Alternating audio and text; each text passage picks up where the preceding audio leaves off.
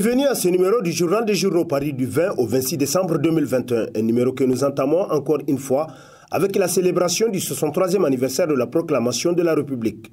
À cet effet, message à la nation du président Bazoum, des sujets importants passés sous silence, titre à sa une l'hebdomadaire satirique La Griffe, qui rappelle qu'à la veille de cette célébration, comme le veut la tradition, le président de la République Mohamed Bazoum a adressé un message à la nation dans lequel il a abordé plusieurs questions de préoccupation nationale. Il reste que certains sujets importants n'ont pas été abordés par le président Mohamed Bazoum selon le satirique pour qui, en parcourant le message à la nation du président de la République, on se rend très vite compte qu'il y a au moins deux sujets majeurs qui ont été soit oubliés, soit simplement tués par le magistrat suprême. Il s'agit du dialogue politique et de la question du respect des libertés fondamentales garanties par la Constitution et les instruments régionaux et internationaux ratifiés par le Niger d'après La Griffe. Discours de lancement des activités culturelles et sportives du Premier ministre à l'occasion de Difa Ngla, allocution plutôt flatteuse qu'unificatrice, titre dans sa rubrique politique l'hebdomadaire L'actualité, qui cite un passage du discours de Oumoudou Mahamadou en ces termes. C'est la volonté du président de la République, chef de l'État,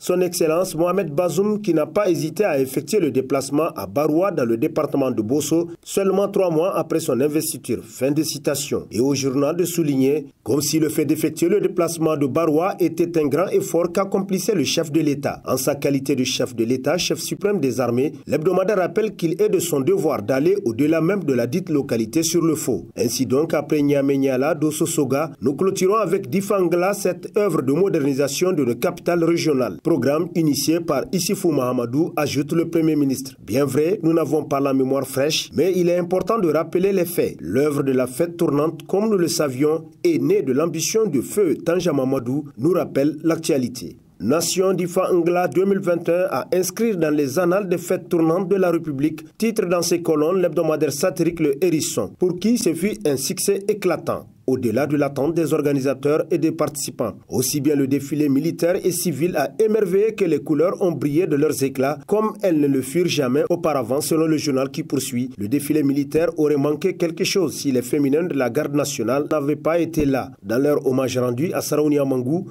la célèbre reine de Lougou, elles auront fait montre d'une grande habileté et d'un savoir-faire extraordinaire, aussi bien dans leurs pas que dans les autres gestes. À la garde nationale du Niger, apprend-on, les féminins participent au patrouille de sécurisation du territoire, tout comme les masculins, nous apprend en conclusion Le Hérisson. Forum sur la cohésion sociale à Difa, renforcer la paix entre acteurs du monde rural, titre dans ses colonnes Niger Interebdo, qui nous apprend que sous le haut patronage du président de la République Mohamed Bazoum, un forum sur le renforcement de la cohésion sociale à Difa a été organisé du 19 au 20 décembre 2021. Véritable vecteur de paix et de développement, cette assise entend contribuer à l'apaisement des tensions entre agriculteurs et éleveurs dans la région de Difa. Du reste, il est surtout question pour les participants d'évaluer le niveau de la mise en œuvre de tous les engagements précédents pris par les chefs traditionnels, d'identifier les obstacles à la réalisation de ces engagements, de rappeler les causes connues des conflits, d'identifier et d'analyser les meilleures manières pour y faire face. Il convient en plus de leur rappeler une fois encore l'importance des textes législatifs et réglementaires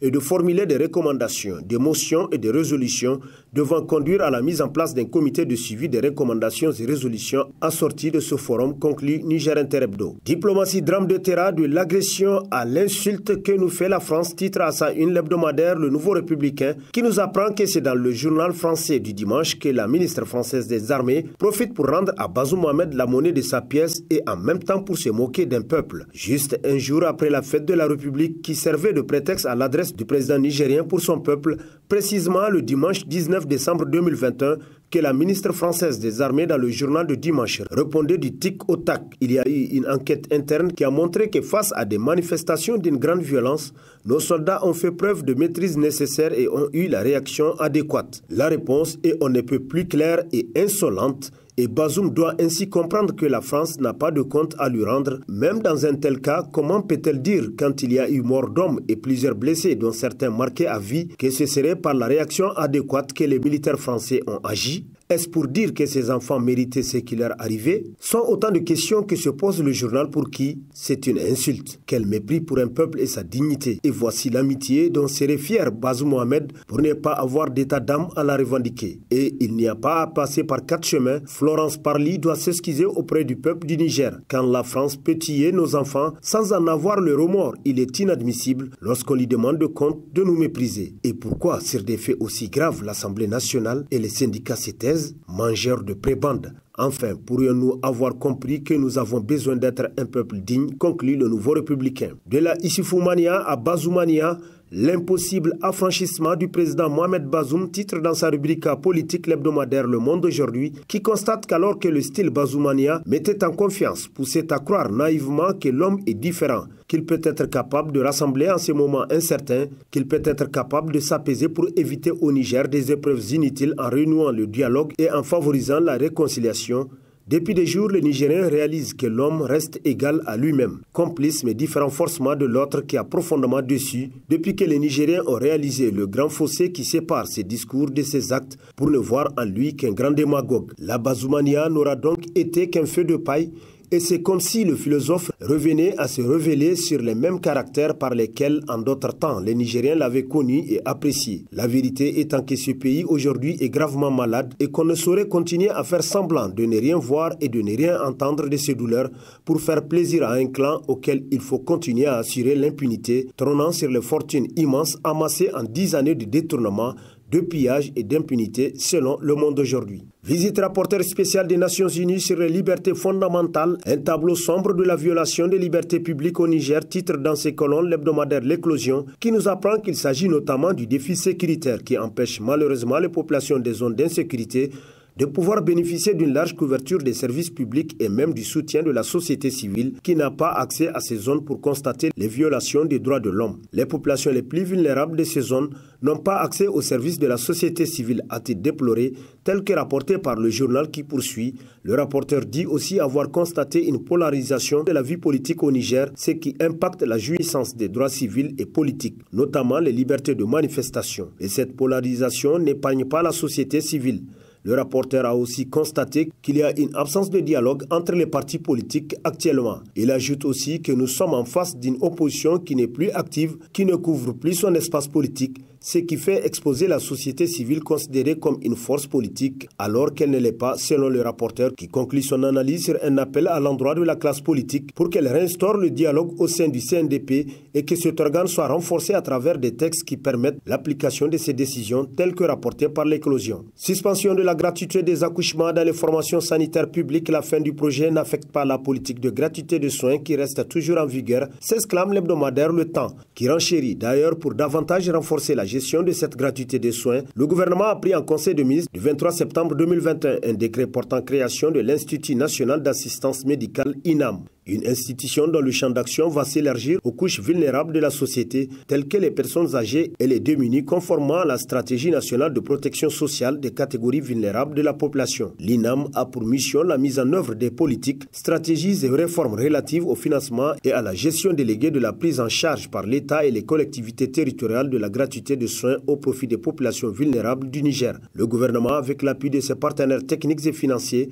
poursuivra les efforts pour l'amélioration des conditions de vie des vaillantes populations, conclut Le Temps. Vie des partis politiques, les structures du MNSD Nassara sur le point de voler en éclats, titre dans ses colonnes l'hebdomadaire Le Courrier, qui nous apprend que la situation se complique de plus en plus pour le président du MNSD Nassara, Seni Oumarou. Une nouvelle insurrection politique se prépare au sein du parti. La situation a atteint son degré de pourrissement de jour en jour. Selon des sources politiques, à Niamey comme à l'intérieur du pays, des structures dénoncent la gestion cavalière et patrimoniale du parti exercée par El Hadj Seni Oumarou. Ces structures accusent le président de mener une politique ségrégationniste au sein du parti, selon le journal qui renchérit des pratiques contraires aux idéaux et les valeurs sur lesquelles est fondé le parti. La manière dont Seni Oumarou gère le parti qui fâche aujourd'hui beaucoup de structures qui sont en train de réfléchir sur la conduite à tenir. Mais une grande partie de ces structures pense qu'il vaut mieux claquer la porte et laisser le parti à Seni Oumarou et ses affidés politiques. Du reste, selon les sources de l'hebdomadaire, aujourd'hui la grogne serait grande au sein du parti. Des députés et autres grosses pontes sont contre la vision politique obscurantiste et alimentaire de Seyni Oumarou à la tête du parti. Aujourd'hui, c'est cette situation qui serait en train de secouer le MNSD au risque de le faire voler en éclats, conclut le courrier. Commune urbaine de Gaya, les populations exigent la dissolution du bureau communal et l'élection d'un nouveau.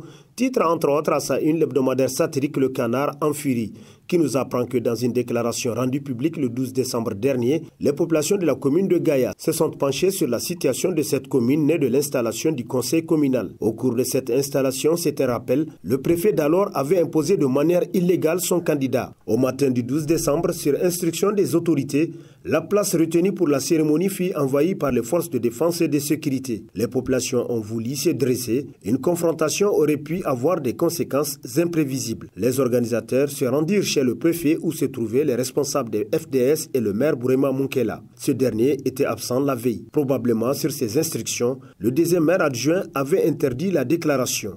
Les organisateurs auraient contre-attaqué et le premier adjoint au maire autorise la manifestation, ce qui n'a pas été du goût du maire qui fait appel à la force publique. Il aurait distillé l'information selon laquelle c'est le parti Lumana qui envisageait de faire une déclaration, une marche suivie de casse.